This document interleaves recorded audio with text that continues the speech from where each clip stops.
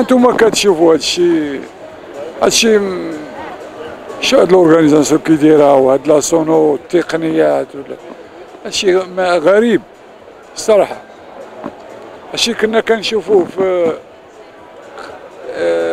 قل منه على برا. ما خلينا فين مشينا للانجليز، مشينا لكندا، مشينا بحال هادشي ما تلقاش.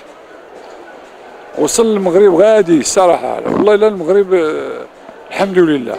بالعكس هذه لان هادشي غادي يمشي للاطفال ديال الفيلاج، المدخول كله غادي يمشي للاطفال ديال الفيلاج. هذا مهم جدا جدا.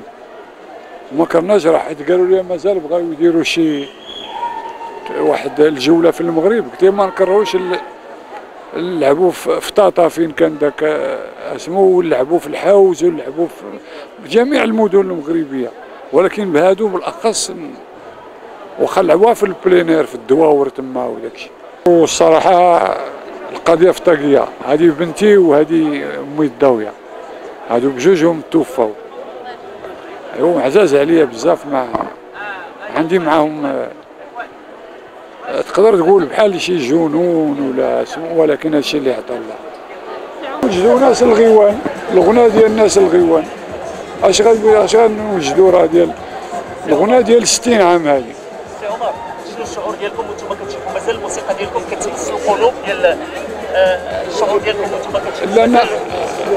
لان انا كنشوف ملي كنمشيو لشي بلاصه، انا دابا عندي 80 عام، ولكن راه كنشوف الناس ديال كيجيو الناس اللي قراب ليا في السن وكيجيو ولادهم، هادوك اللي قراب ليا كيجيو بور لا نوستالجي، ولادهم ولاو دي فان ديال الناس الغيوان، كيف كنقول انا احباب الغيوان، ولادهم كيجيو يكتشفوا، كيجيبوهم باش يكتشفوا هاد الناس هادو.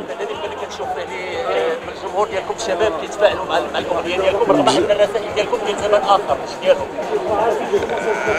ما نقدروش نقولوا ماشي ديالهم، يعني كان زمان اخر ماشي الزمان اخر، ولكن الحمد لله باقي دابا الناس كيتفاعلوا، الشباب باقيين صغار وكيتفاعلوا ماشي غير مع ناس الغيوان، تفاعلوا مع جيلالة، مع المشاب، مع مسناوة، مع الزنزار، مع الرصاد، مع الخلود، مع واحد العدد،